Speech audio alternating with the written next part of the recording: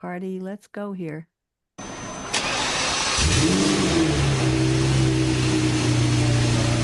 like that, Eric? Yeah, cool. Is that cool? That's a Lambo. That's a Lambo. I had to look for that. Now I got to find the opening for the damn show. Here we are. Are we ready? We are streaming. Okay. See, it worked. Where does yesterday's future, which is already here, meet today's future, which is about to happen, and tomorrow's future, which could be just minutes away? Welcome to Technology Revolution, the future of now, where host Bonnie D. Graham asks savvy futurists for their predictions about the tech-driven trends that are shaping our future right now. Here's your host, who will take us into the future of now, Bonnie D. Graham. In the house, that's me. That was a Lamborghini revving up. I have sound effects. Thank you to the suggestion of my engineer, Jordan Henson. Jordan, I hope you enjoyed that one. If you're watching us live, you'll see that we're wearing hats today. This has never, ever happened on my show, and I'm not wearing a red hat. I have a purple one. It's very ancient, but it's appropriate, I think, for the topic. So today we're going to be talking about, this is part 3. It's such an exciting topic. I've invited 2 of my guests back, and we have a newcomer, the future of driving plus AI. More vroom, and I think you heard the vroom on the opening. It's Wednesday, July 30th, and I have a couple of famous birthdays to announce before we get started. Today is Henry Ford's birthday. How appropriate is that, everybody? Vic, what do you think? Good idea that we say? Absolutely. Christopher Nolan, the director, is 54 today. Arnold is 77. Lawrence Fishburne is 63. Hilary Swank is 50. And on YouTube, we have a young lady who does makeup and beauty photos. She has 5 million subscribers. Happy birthday to Promise Fan. And Balin Dupree has 10 million followers and 196 million likes. And she does health and anti-bullying videos on TikTok. And that's enough about that. So happy birthday to all of those. That's the short version of my HB2U show. And here we go. Let's get started. So welcome, global audience, to Technology Revolution's Glow. Bonnie D on her Scarlett mic, the host and guide you all know. Today we shift gears to a topic profound, the future of driving our cars, where AI knows no bound. From smart automation to steering journeys redefined, innovation accelerates, leaving the horse and buggy days, so far behind. 3 futurists are here to share their drives that made their spirits soar, from winding roads to open lanes as the pedal hits the floor. Here we go. And when I call your name, just wave. Eric Simone. With IoT edge and AI in steady command, at Clearblade's helm, Eric's bold visions stand. This is a new one, Eric. From Purdue to platforms where smart systems rise, Eric builds what's next with a futurist's eyes. Where data flows and smart engines renew, Eric crafts highways where thinking drives through. Hope you like that. Oh, that was great. Good. Every time you come on, which is very often, I have to come up with a new rhyme for you. So I'm glad you like that. Yeah. Now we have Simon J.A. Meitz is back. Here we go. Same for you. A champion of circular change and ESG's refrain, Simon drives bold strategy with purpose in the lane. From EY Carbon's mission to Roarin's rising role, Simon maps out greener futures with vision and with soul. Through shifting tides, his insight stays sound, guiding the world where impact is profound. Simon, all good? Oh, good. Thank you so much. Amazing. I'm glad. Okay. And Vic is new. Vic Inglese. I hope I said that right. Here we go. Vic, I hope you like this. From the Bronx, where the subway was the transport supreme, Vic dreamed of the open road, chrome and gleam.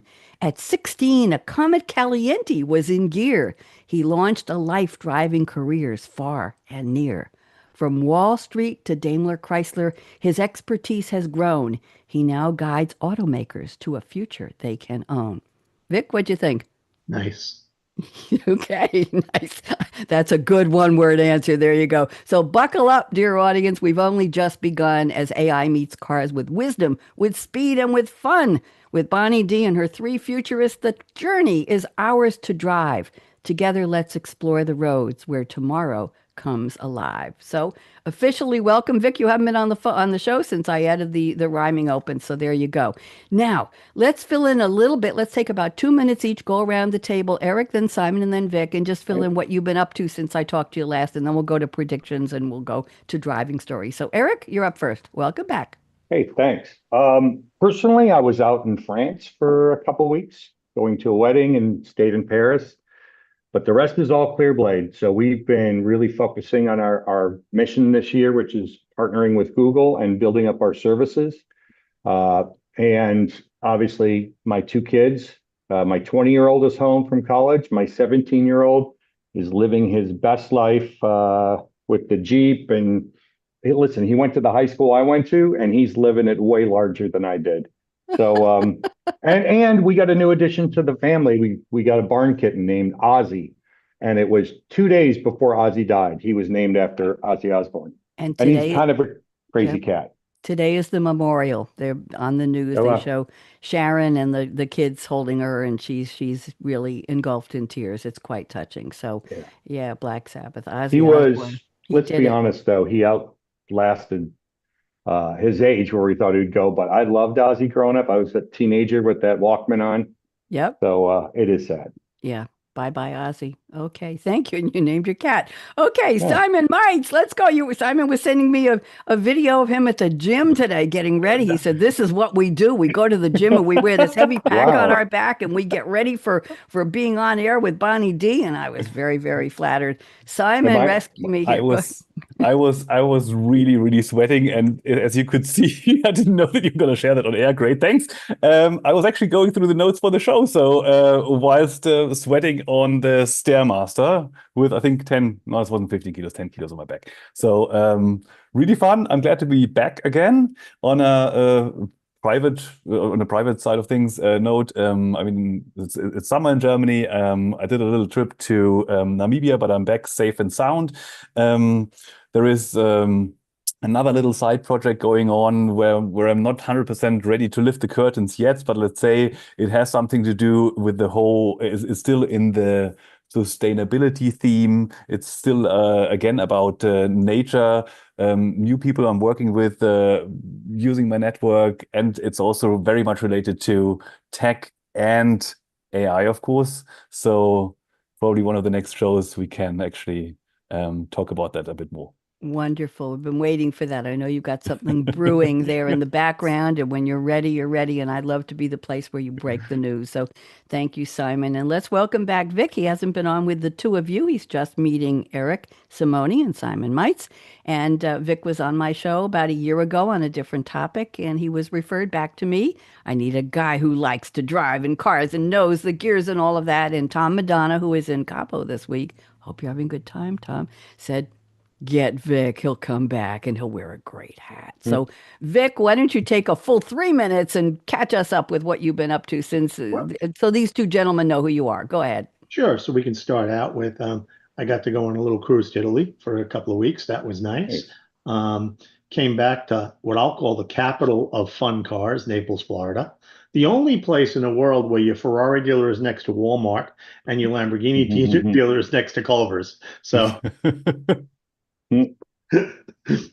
one of the nice things down here is it's related to cars.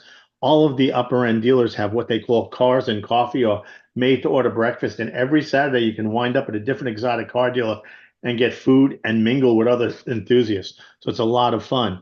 On the work side, I'm semi-retired, but I've been looking at projects, working on doing some advice to financial services companies. Is also looking at the automotive industry and the opportunities where people are moving platforms to start to embrace the whole culture of AI within that.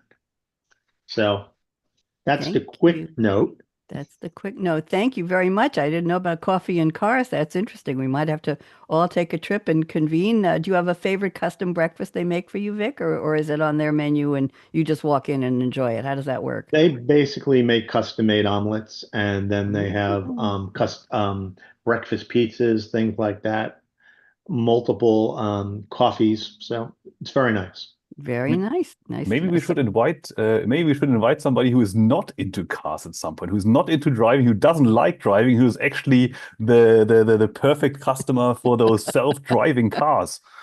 Get a different view to the table. I'm sure they do. I'm sure they have a very vast list of people to invite. I'd like to get on that list. I haven't traveled in a while, but Vic, you make sure I'm on that list. Okay, we're going to do the quotes quickly in my normal format. I've asked each of you to send a fictional quote from a TV show, movie, or a song lyric. And let's just do these fast. Relate them to the topic, please. Eric Simone has sent a quote from the song Gold on the Ceiling by the American rock band The Black Keys, the third track from their seventh studio album. And interestingly, Eric, you know this, the name of the album is El Camino. I used to date somebody who drove one of those. It was the record's second single released in 2012. It went platinum in Australia and Canada, and it tied with Fever. I guess that's Peggy Lee as the band's highest charting song in the UK. Will Hermes of Rolling Stones called the keyboards a serrated organ growl backed up with a SWAT team of hand claps. I thought that was pretty cool. Here's the line Eric is quoting. Gold on the ceiling. I ain't blind. Just a matter of time. Oh, Eric, I'm almost afraid. What does this have to do with Vroom? Go ahead. So I never try to go find a song. I just pick one I've been listening to lately. And this seemed appropriate because gold on the ceiling, it's the future of AI and edge and AI vehicles. So it's not a question of if this is going to happen, it's a question of when. And with edge AI computing in the vehicle, we'll do what is called direct to device, as opposed to going to a cloud. You'll jump up a satellite and use software maybe like Clearblade, self-promotional, I know. But it's gold on the ceiling means it's just about to become a reality. I say the next 5 years. And those who bet on this vision will end up with gold in their bank account. I like that. I think we could all use a little more of that. So thank you very much. Yeah, it's here. It's not going away. I had somebody pitched me for one of my other shows, my Read My Lips Cool Conversations with Creatives, and she made a snarky comment in her email when she was pitching me, and she said, "Oh, I love the AI summary." And I wrote back, "What AI summary? What are you talking about?" And she said, "Oh, we know you never use AI, do you?" And I thought, okay, lady, maybe you really don't want to be on my show. My backgrounds are made in my AI art program. I use a little help with the rhyming intros. I'm not going to lie. I'm not going to pretend, but it's a collaboration. You and I know that, Eric, and we know that Simon and Vic is learning that about me. So it's collaborative, but there's gold in them. There are ceilings. I agree. And it's not a black or white. It's a gray area, No. right? You leverage AI to help you Yeah. research, to help you write a bit, but you don't let it write for you. You don't let it do everything for you. That's obvious when you see something that was written mostly by AI online. Well, if you've done it at all, you can pick them out. The big debate is the use of the M dash, and there's a big debate going on. Anything with a lot of M dashes is from ChatGPT or Claude or any of those, and it's not always true. There's a big debate going on with Dan Geller on LinkedIn about people saying, "Oh, I've been using the M dash since I was 12 years old, and I love it." And I said, Go ahead, Eric. So you just hit on my biggest annoyance with ChatGPT. M dashes all over the place. I never use them, and I tell it to remove it every time, and it keeps putting them in, no matter what. I do a global change. It's a Command Shift H in Word on the Mac, and I just go in and do a global change, and I make them into N dashes, commas, semicolon. Let's get off the topic, but I agree with you. They are annoying, and people say they love them, and I say, no, you don't. It looks like you can't even read the document. It's like, oh, he had a red hat. It's like, okay, stop doing. All right, let's move on. Thank you. Simon, your quote is from Jason J.D. Dean. That's a lot of D's, played by Christian Slater. The movie is 1988 teen dark comedy crime film. That's a lot of genres rolled into one, Simon. The movie was called Heathers. Let's see about it. Eric knows that movie. Winona Ryder. I love that movie. Christian Slater, Shannon Doherty. Oh, the bad girl. Let's see. A lot of people I don't know. 4 teenage girls. 3 are named Heather. In a clique at an Ohio high school, one of whose lives is disrupted by a misanthrope, intent on murdering the popular students and staging their deaths as suicides. Here is the quote Simon has picked from this interesting movie. Chaos is what killed the dinosaurs, darling. I hope I said that right. Simon, what's Very this well. all about? What does that have to do with driving? Go ahead. So I believe where we are living in a world where everyone is kind of rushing to build smarter, faster vehicles, cleaner vehicles. Um, it's all driven and powered by tech and AI, but there's a danger of the danger is not necessarily it to be bad tech, but it's uncoordinated tech. So the moment we're using uncoordinated tech, there's a lot of potential that we are losing in that development. And that's what that quote is about. To overcome this chaos, I think we need AI systems. We need trusted AI systems. That's, I think, the key word, bold and underlined, to orchestrate everything from traffic data, experiences, and we need to share this data across fleets, across countries, across cities and brands. So the mobility sector doesn't get into a digital gridlock. So in my mind, it's AI that will help us to turn the future into a well choreographed picture and a well choreographed world. Did you just coin the phrase digital gridlock, Simon? Eric, did you notice that? Vic, did you notice that? That didn't go Yep. past me? Yep. I think we need to put a little copyright Yeah. next to that. That was good, Simon. That was really good. Thank you very much. Let's move on to Vic's quote. It's a tagline. I usually get taglines from Alien 1979 sci-fi horror film. Good movies. Yes, they are. Its central premise of isolation and the terrifying prospect of encountering a deadly creature in the vast, silent vacuum of space. Let's see who was in it. It was directed by Ridley Scott, Bob Sigourney Weaver, Tom Carrick, Veronica Cartwright, Harry Dean Stanton, John Hurt, Ian Holm. Interesting cast. Okay, here we go. Here's the line. In space, no one can hear you scream. Okay, Vic, what does this have to do with our topic? Go. Well, when you think about AI being ubiquitous now, people have a fear of it. And people shouldn't be screaming about it. They should be cheering about it. And they have to understand it. As it gets incorporated into the daily life of people, there shouldn't be a scream. So really, this is a warning. Don't scream about it. Make sure you understand it, embrace it, because what's going to happen is it's going to change your driving habit. It's going to change the way you deal with the purchase of vehicles, design of vehicles, the finance of vehicles, the claims of insurance, everything that has to do with the process around it is going to be AI driven. And it's going to be a seamless process. And that's what you have to get used to and not be afraid of. You're on mute, Bonnie. Yeah. We lost you. Unmute. Okay, I'm unmuted. Yes, I had to sneeze and I didn't want to interrupt anything. I got to unmute myself. That was thank you all for the movies. I think we have some themes here. Very, very interesting. Okay. Now, bless you. What I'd like to do is go to your predictions and let's do a couple predictions and then we'll get into our driving stories because I know we all have some. And before we do that, what car is behind you, Mr. Simone? What are we looking at? So that is an Audi Skysphere concept car. Is that just a picture or is that real for you? No, that is a picture. So Audi's got a bunch of concept cars. You can go to the netcarshow.com and find them there. It's pretty awesome though what they're at least concepting, and we'll see what they end up building. But that's what that is, because I used to own an Audi R8 and I had to get rid of it because I have a teenage son that'll come in later. So it's much safer for him to have a Jeep.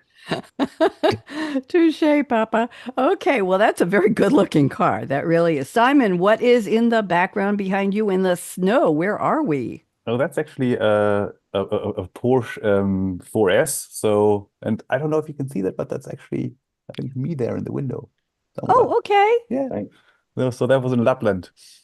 So a bit more about it in my driving story. Okay. And Vic, what's behind you in the driveway there? Is that real or is that just a picture? That's real. It's a Macan T Porsche. And how long have you had it? And do you enjoy driving it? Oh, I love it. It's, an SUV that handles and rides like a sports car. I've had it a little over a year and a half. Love it. Downgraded from a Maserati, but yeah. I'm glad we have three car guys on the show. This is great. That wasn't a requirement, but the topic drew you all out. Thank you very much. Okay, and my little black Z4 is in the garage, and my story is that I've owned five Nissan Zs from the 3 something to the 370, and a couple of convertibles, and some white and some silver and one black. And I had a near death accident with the last one, and I shouldn't even be here, but some of you heard the story. It's a miracle that I survived, and I couldn't find another Z because they're so hot. They list them on Carvana or whatever it was, and before they even put a picture on, it was sold. You just couldn't get them anywhere. So I said to myself, if I had one of those vision boards, it would have said, I need a Z. And a Z4 found me, a little black Z4 convertible, and it's adorable, and it's all black leather inside, and it's really cute. So there you go. So I ended up with a Z, just not the one, the fifth, it wasn't the sixth one, but it'll do. It'll do. So let's go to predictions. Simon, I'm going to combine I'm sorry, Eric, I'm on you. I'm going to combine two of your predictions, and let's just unpack them. And then I'm going to ask Simon and Vic to comment. Then I'll find something from Simon's predictions, and then we'll do something from Vic's, and weave in your driving stories wherever you like. So Eric Simone says, your next car will be designed by you. AI will reinvent the automotive buying experience. Instead of choosing, Vic is nodding, instead of choosing from fixed trims and color options, you, the driver, will collaborate with intelligent configurators. I like that. To co-design the vehicle tailored to your lifestyle, your habits, your personality.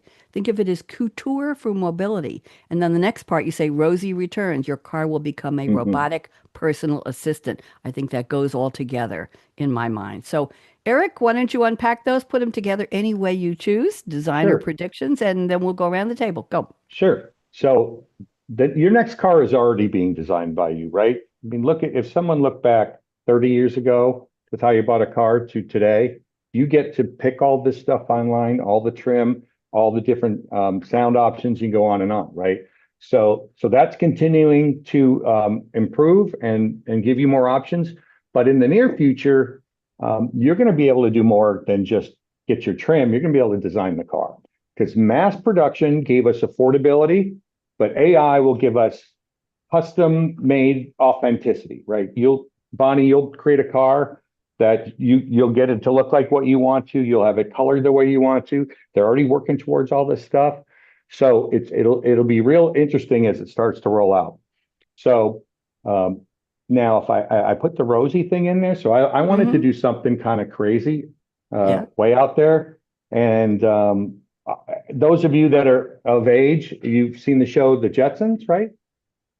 Oh, I heard about it from the womb. Yes, go ahead. Yeah. All right. So Jetsons are, they didn't quite get it right. We know flying cars and a bunch of things, but they got a lot of stuff right. And if you remember, Rosie the robot was their maid, and she did everything for the house and for the family, right? She was the mobile butler, concierge, sidekick. She would do things like book your haircut, stop for groceries, pick up your child or dry cleaning.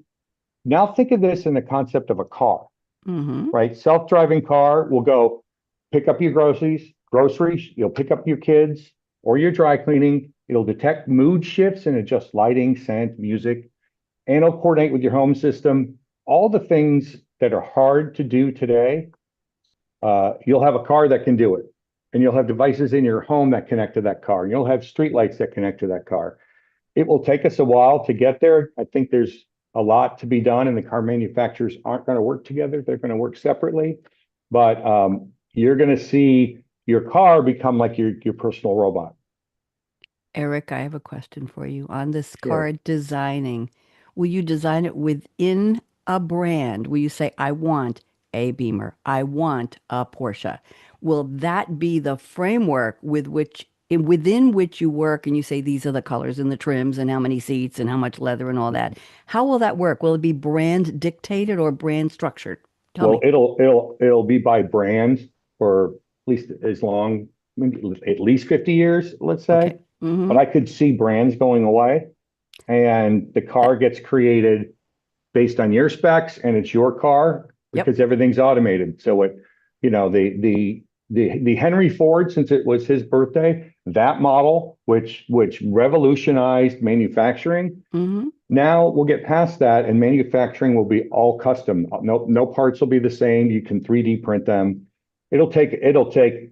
I bet there's people out there that say 10 years. I like to go 30 plus because I don't think it's going to happen soon, but it will happen. Let's go around the table and see. Vic or Simon, who wants to go first? I'll go. Okay, Yep. Vic, go ahead. Yeah, so interestingly enough, as you start talking about the customization and being able to design your own car, if you look at what's going on right now with the latest version of Apple CarPlay, and you have now a new customizable environment, Aston Martin is actually using Apple CarPlay as its standard instrument panel now. So now you're getting to a similar experience across any vehicle by having the exact same dashboards. As you change vehicles, you'll have that type of interface consistently, and you're not changing. If you think about that in terms of what'll happen for people who rent vehicles, a lot of people don't rent vehicles often, but if they can have the comfort of the same environment that they would have on their own vehicle, it would be a very big advantage to play that up. So that's just my thoughts around that. Thank you. Simon, join us. What do you think? Yeah, I think to be honest, I think Eric, I think it's maybe we get there. Maybe I think it's very far away. I mean, we are researching different manufacturing techniques. If it's additive manufacturing, it is not necessarily perfectly sustainable. All of them. You have a lot of waste sometimes. You always have to choose which kind of manufacturing technique you're using, and it will take it. We could potentially get there.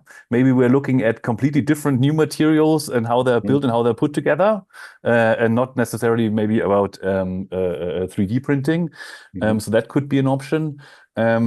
But where I think the biggest lever right now is in terms of making something personal, and that's where I have to agree with Wick, to be honest. I think the car will transform more and more into like a mirror, kind of. So everybody has his personal space, his personal favorites, and the technology that's in the car is going to adjust to your personality. So it's like, if it's like an app, if it's the seat settings, if it's like everything you like and prefer, you can move from your home to the first car, to the second car, to the third car, or to the rental car, wherever you want it, it's there. And that's something that we can realize, I think a lot earlier. I think we're talking only about maximum 5, maybe 10 years. Exciting. Yeah. I think it's exciting. It'll boggle the minds of people who are used to just going to a dealer and saying, I'll take that one. They won't know what to do with it. But people who are thinking ahead will say, wow, okay. Thank you all. Let's go to Simon. I'm looking at your prediction number 1 for this part 3 episode. You say from horsepower to ecosystem power. AI will shift the race from the car as a standalone product to mobility as a platform-driven business. Competitive advantage will be shifted to those who can outlearn, out-integrate, and embed themselves across the customer's journey. So let's look at it from the flip side, not what we can do for our cars, but what the manufacturers will be doing to attract us. So Simon, it's up to you. Go ahead, unpack, please. Great. So, I mean, we heard the word platform today already, so I think that's one of the important key pillars for the future. Last session, we talked about the seamless customer experience, from going from one environment to the next one. And this prediction is really about the counterpart in terms of car producers. So there we can see that AI is redefining the competitive landscape. We can see that it will be not anymore about who builds the best vehicle per se, but it's about who orchestrates the most intelligent and seamless ecosystem. And that again then translates into that seamless customer experience that we're all looking for. Whereas the traditional automotive competition was more about hardware excellence. We're talking about the engines, we're talking about sleeker designs, we're talking about safety. With AI sprinkled in, the competition moves more and more towards a learning race, and also a relationship race. So who is best in managing the customer touch point? Who is best in in adapting to that new environment? Who can push maybe the updates, improvements, and the innovations for the car faster, and not only faster to the car, but across the whole ecosystem. And AI in that world is then becoming this connective tissue that helps us to manage all this data, to integrate all this data, and to make that and to turn that into one, let's say, learning experience for the companies. And the one that is going to win is the one that can actually outlearn. That's I think a nice word. Outlearn and out integrate into the lives of the customers. So we are moving away from pure product excellence to the companies that will have the power to actually orchestrate the whole ecosystem and manage those customer touch point in the most perfect and best way. Sounds like somewhere in there's supposed to be some excitement for the customer, whether it's in the design or whether the driving, the comfort, the experience, the bragworthiness of look what I got, or just the satisfaction of being part of the process and saying, look what my life has become. This is so wonderful. Look at what my car does for me. I'd like to get Right. Eric's Yeah. or Vic's comments on what Simon shared. So who wants to go? Vic? Okay. So as you think about this, you're also thinking about the potential of almost what I'll call plug and play components. You're looking at universal compatibility. Again, I talked about the CarPlay thing, but that can go across, the feedback that you're getting from your steering, from the inputs that you do, how you get feedback from that. Also your communication preferences, also the warnings you'll get through the vehicle on how things are progressing, and also predictive maintenance as well. So all of these things will fall in as the vehicles start analyzing the environment around it and the driving situation. Eric, any Yeah. thoughts? I mean, obviously, you'll see standardization. It's starting to happen with hybrids or the electric vehicles for the charging. You'll have the different automotive makers always competing with their standards, but it will eventually become ubiquitous. Like Vic said, your Apple driving experience will be in the car. So I think it'll take a while, but definitely it's moving that way. Okay. Simon, any feedback for them before I move on? We good? No, all in agreement. Thank you. We're good. Okay, Vic, I'm going to a couple predictions for you. I'm going to combine 1 and 2. Let's see where you want to go with these. Number 1, Vic says AI will take over the urban driving experience and support the non-urban experience. And then he also says we will have a generation of vehicle users that will never own a vehicle. I think those go together nicely, Vic, in my world. So why don't you unpack those for us, please, Vic? Sure, especially when we start talking about who will own a vehicle. We have all these, what we'll call vehicles as a service versus as software service, already living in things as a service. Now, I think vehicles are an extension of that. Also, when you look at it, these will have the ability to understand the urban environment. Now, obviously, there's an infrastructure in the urban environment that has to be built out. But when you get to the suburban environment, that's where the predictiveness will come in, because it's now learning how those roads work, how the interaction with the other vehicles work. The other thing that's going to play a part in this is the inter-vehicle communication. And that is going to be very critical to the success of the AI driving experience. When we start talking about the non-ownership, it's really also going to be a system where predictively people will know when you would need a vehicle at what point in time. It's just like, sometimes you'll get a message, oh, you did this yesterday. Do you want to do this again today? So people understand when someone's commuters and there'll be a vehicle in the area available to them if they're using it as a service. Very interesting. I think we've been thinking about this for years, that there will be a generation, there may already be, who have no need to own a car. We're not talking about Yeah. dad's car, Eric. We're talking Yeah. about like city bikes. We're talking about car availability, shares. Go ahead, Eric. Well, look at even now. How many times do you really rent a car when you go to another city? I rarely ever do. It's all I use Uber, right? There you And go. it's going to be, you're going to have these, I think, pods. You're not going to be driving. You'll be stepping into some pod, and it's going to be some sort of smart AI convoy, and it's going to be convenient as heck, and it's going to get you to where you want to go, especially in urban areas, right, where no one wants to sit in traffic. And then the car driving experience would become more of a hobby, a luxury, just something that you do for fun, not because you have to. You just introduced your prediction number one, which I was going to do next, which is Oh, the I thought you only let me use two. no, but we're on our next round. We got another Oh, 20 well, minutes here. We got all the time and we haven't even done the all car right. stories yet. Well, So let me just read that, a little bit of more I'm background on that. segueing into that. Yeah, That's go okay, ahead. dear. It's fine. The future of traffic will be defined. And also, Vic had one. I'll get back to your insurance one, Vic, because I think that goes nicely with this. Eric says the future of traffic will be defined by cooperative intelligence, not isolated decision making. Real-time edge computing, that's what Eric specializes in at Clearblade. There we go. I'm helping you out here. Yeah. AI-powered vehicles will form dynamic convoys communicating with each other and with infrastructure like signals, sensors, and city systems. That's a big Mm. picture. That's a smart city picture. The result, a decentralized, self-optimizing network where traffic flows like a living organism. Okay, you want to add a little more to that, please, Eric? Sure. Let me first say we could do this now. The problem is you have governments, you have city, you have state, you have federal and other countries. That's going to take decades to get through, right?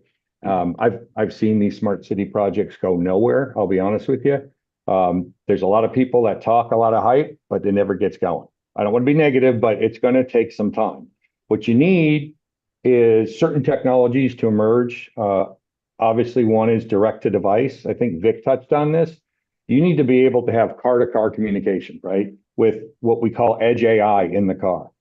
So each car is talking to each other car, regardless of vendor, right? And it's talking to the street light and it's talking to your home. But then you take this a step further and you go to this mobility piece, right? Where you're just basically stepping out your door into a pod and that thing just zooms in and kind of connects up with whoever else is going in just to make it uber efficient. And then we imagine a day when we don't have to build more roads, where we're turning roads back into green spaces. And you just have this super efficient way of getting around. It will happen. I don't think I'm going to be around to see it. Maybe they'll surprise me, or maybe I'll make it to 130. But it's definitely there. The technology's there. The harder part is big companies don't want to lose their revenue streams, governments, and everything else. And people not being able to agree on something. Yes. Isn't that Yes. really what we're talking Yeah. about? I do a lot of smart city shows, and I know people trying to figure it out and who wants what for whom and what part of the city and Yeah. blah, blah, blah. I'm going to blend in one of Simon's predictions here. Simon, number two, That's you great. say in the future of traffic, AI will decide who moves and who waits. The real winners in mobility won't be those who sell the fastest route or route, those who build trustworthy, intelligent traffic systems that balance the individual's needs with the public good. Okay. Anybody ever lived in Cambridge, Massachusetts, like I did with the roundabouts? Mm-hmm. Okay, you know what a roundabout is. Vic, Eric too. Simon probably not. Yeah. That's where cars from 4 or 5 or 6 different streets come to this roundabout, and they have to figure who's on the right and who gets to go first, and if anybody gets to move for the next 3 hours. It's a very interesting system. I think they have a lot of accidents. Simon, you want to unpack that for us, and then we'll go to Yeah, another happy one from to. I Vic? think that fits actually quite well. Yeah. So I think the more fragmented the systems are, as today, each brand, each car, each system kind of optimizes itself. So it's a bit more egoistic. So they say it's the fastest way to get to your goal. But in the future, I think the more these different systems merge, the more cars and cars talk to each other, traffic system and so on. AI is turning this traffic away from this personal choice into a collective system. And then you really need to start weighing goods. You need to start thinking about who gets priority, the EV, the ambulance. Are we talking about the premium subscriber or the delivery van? And I think that's I studied law in my older days. And I think that's a really interesting questions about which goods, which dimensions you want to optimize. Are you want to optimize for speed?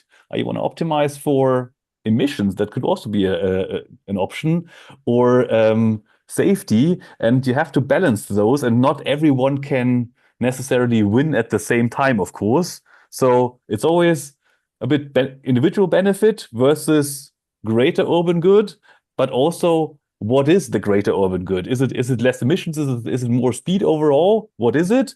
And when you're thinking about building this system, so a connected system powered by AI, you not only need to be able to work with that shared data and optimize it, but it becomes more and more about trust into the system. The trust that you have an intelligent system that can balance those individual needs with the greater collective good, and can make the right choices. So we move to a better and brighter future for all of us.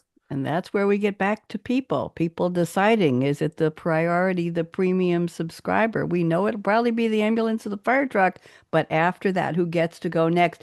What I'd like to do is, Vic, I'm going to bring in your prediction number 3. I think this is shall we say, a ramification of what we're talking about here. Vic says AI will provide manufacturers and insurers data for claim determination. So think about, we've been talking about the systems and the trust and who gets to go first, and AI deciding, well, what if 2 of them win at the same time? Okay, we wouldn't want that to happen, but we got a claim in there somewhere. So Vic, why don't you bring in where you think AI will help with that? Go ahead. So in a couple of places. First of all, it'll come into place where monitoring the vehicle in terms of warranty, looking at wear predictably. So what happens is when something goes wrong, the dealer already knows that that part is needed and it's on its way. That's the first thing, efficiency. Second thing is when there's a crash or a shunt or a wreck, whatever we want to call it, you've always got multiple layers of damage. And sometimes you can't see all that.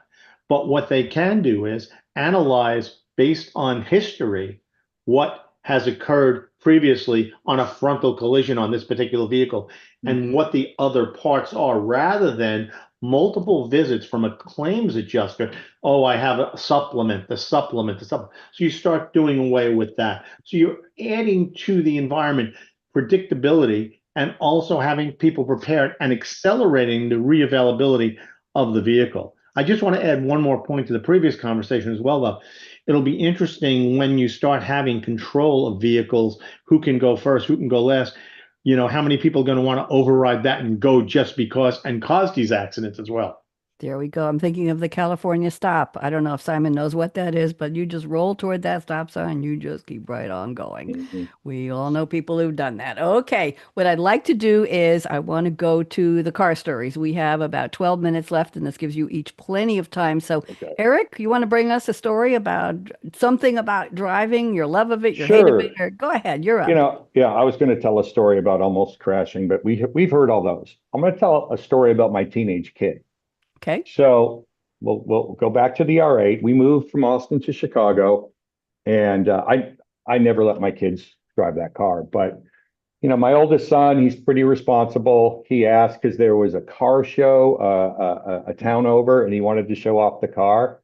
So I let him and his friend take it. 30 minutes later, there were 5 cops at my front door. So if you want to, my wife and I were sitting on the couch. If you want to basically just have your heart fall to your feet, that's the situation. And I mean, I was terrified. We go to the door because I thought, oh my God, Xander has just wrapped the car around a tree and he could not be here, right? So that scares the heck out of you. But it turns out good. Xander's still alive. It was my younger son who got busted with his friends egging a house 2 blocks away. So, well, here's what's funny. Why 5 cops? We live right around the corner from the police station, and actually I like that, but they don't mess around. So Dexter got in trouble. Xander never drove the car again, and I sold it, which they got to ride in it as little kids. It's just not a liability I want with my Yeah. teenage drivers. So I got a Jeep, and my kids drive the Jeep, and that's a better way to go. Did you thank the cops for showing up with Oh, not bad news? I think I hugged one. I mean, it was ridiculous. I mean, I swear to God, I was so happy it wasn't what we thought. And we're not negative thinkers. It's just kind of the timing of everything. Yeah. So now I don't have a sports car, but once my youngest graduates, I'll go back and get something. There you go. There are advantages to seeing the family Yeah. grow. Thank you, Eric. That's very interesting. Simon, you got a car story for us? Yeah. I mean, Eric, that wasn't actually like there was luckily not a car story, to be honest. It wasn't. An almost car story. An almost car story. Well, as I said, one of the stories I wanted to tell today maybe was about the picture in the background. So I think one of the most fun experiences to be honest, I had driving cars was in Lapland, so up north. 3 days driving on icy roads in the middle of the snow, sometimes even at night. You were driving a Porsche 4S or one of the new electric ones even. Yeah. They both drove quite well, but I mean, obviously the 4S is so much more fun to drive on that icy roads. I think we were like, how many people? 12 people, 2 drivers per car, 8 hours in the car per day. It's actually quite exhausting. So you're really, really happy when you can change once in a while. So half an hour or an hour, one driver, the other hour, the other one. And the nice thing is, it doesn't matter if you just if you lose control over the car, because it just goes into the snow. And the worst that can happen, you can't get out, and they get one of the bigger cars to drag you out. So we, in the end, had actually like a little how do you say that, a little winners list, who was flying off the most or the least. Thank you. Well, there's our car story from Simon. Vic, have you got one for me? I've got quite a few, but the one I'm going to use is a number of years ago. I was working in London, and one of our vendors sponsored a race day at Bruntingthorpe Raceway, old airport in the London area. And it was a day of doing everything you could do with a car, driving a Formula Ford, driving an 18-wheeler, going up and down an off-road course, doing a timed pit crew, changing tires, filling gas, driving go-karts, then driving a car that they could adjust the traction on so they could get you to zero traction and show how you could lose or gain control. It was just a wonderful experience of sitting in probably 20 vehicles of different classes, open wheel racing, and just so much fun. And it was a contest with your colleagues as well. So it was a good day. It was a while ago, but it was a lot of fun. Tell us one more. That was short. We got time. One more. My favorite story is moving to Naples and understanding the car culture in Naples, Florida. It's different than any other place because it's compact and you see every vehicle. Every weekend there's Porsches on Fifth. You have different car shows. You have one of the greatest car museums in the world down here. You can walk into any automotive dealership and look at anything you want. It's not like, keep your hands off that, kid. It's a very different environment. You go downtown, you're twisting your head, listening to the sound of it. Every year we have a special event for Ferraris on Fifth that benefits the St. Matthew's House charity. Actually, this year it's going to benefit Habitat for Humanity. But and then at 5 p.m. every Ferrari starts its motor and revs. So it's an amazing event. Oh, can you record that audio for me? I want that sound bite. That would be great. I'll get it to you. I would appreciate that. I'm going to share a little poem here, but I'm also going to tell you when I used to drive one of my white Z's, I was living on Long Island, New York, and occasionally I'll go into the city, go to the Midtown Tunnel to get into Manhattan. People would stop me before the tunnel, usually grown men, in the lane next to my car, waiting to get through the toll bridge. I think Simon knows where I'm going with this. And they would ask me if I want to sell my car. That car was a magnet. People stopped at 50 miles an hour on the Long Island Expressway, followed me off and asked if I wanted to sell the car. I had teenage boys walk by the garage. It was down underneath the building where I lived in Great Neck, and I would pull up to the curb to the street to go out and drive wherever, and boys would be walking by and they'd say, "Hey lady, stop, we want to sell us your car." So it was interesting. But I belong to a poetry group, an online poetry group, a Writer's Digest, and I started out in June. I write about 3 to 5 poems every Wednesday. We get a prompt early in the morning, and on Wednesday, June 18th, which was just a couple weeks ago, the prompt from the moderator was write a summer poem. So I started something called The Saga of Timmy, Sweet Susie, and Dad's T-Bird Bumper. And I call it Out on a Short Limerick, meaning on a limerick. And I'm just going to read you one episode. I do this every week, and I think you'll appreciate limerick. Remember, line 1 and 2 rhyme, and with 5, and then 3 and 4. So, 'twas a steamy summer night when Timmy smashed Dad's T-Bird, 'cause his lust had just been thrashed. Sweet Susie claimed, "I'm a good girl, you see. Your bumpy driving provided my glee. Now I'll call an Uber so you can tell your dad you're abashed." Got it? And then this week's poem, he dumped Susie, and he's got groupies who are going to offer to drive him around town on their own, on their cars, because he doesn't get to drive. Eric, Dad took the T-Bird away because it's going to cost an arm and a leg to fix that bumper. So we have about 3 minutes left, and what I'd like to do is just go around. And what's your favorite car you've ever driven? Let's just do that around the table. Eric, you first. You have a favorite? Oh, that's a tough one. Oh, I come gotta on, the say, top three. well, so I had a Porsche 911 Turbo that I bought in 2003, I think it was, 4. I bought it on eBay. It's kind of a cool story. My wife was pregnant with our first kid, and I was taking some time off to figure out what I wanted to do next career-wise.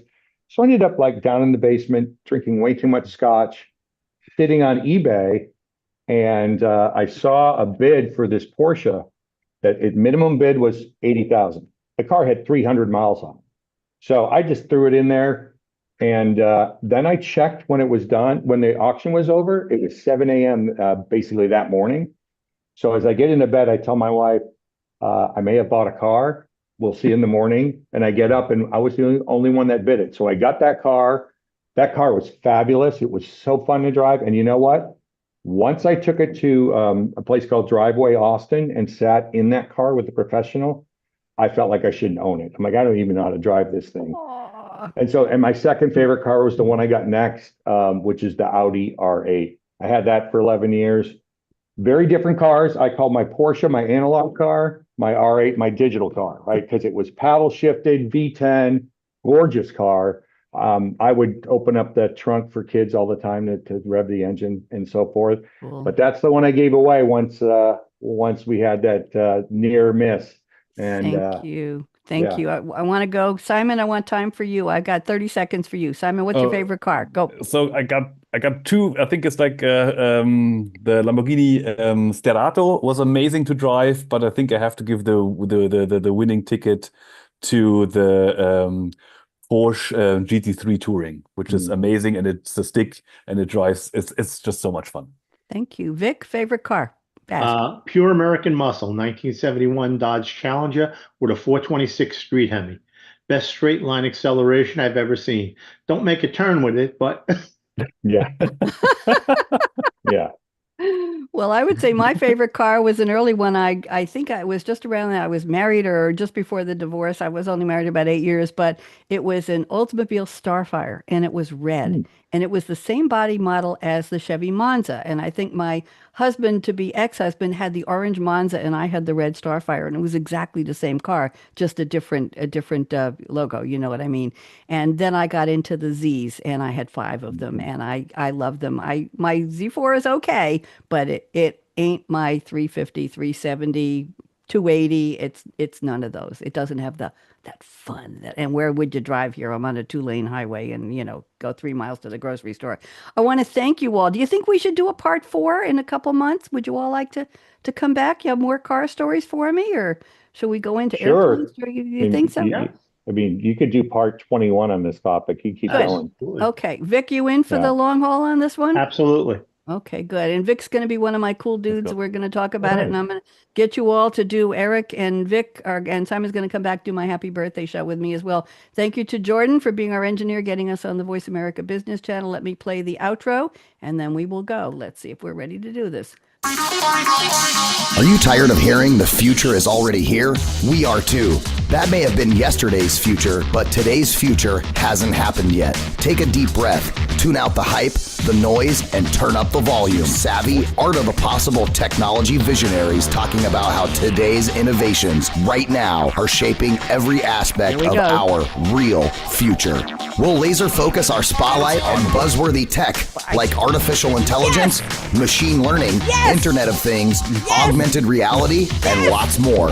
Clear your calendar and open your mind for Technology Revolution, the future of now. With the most upbeat host on global radio, Bonnie D. Graham. Listen anywhere, anytime, on any device.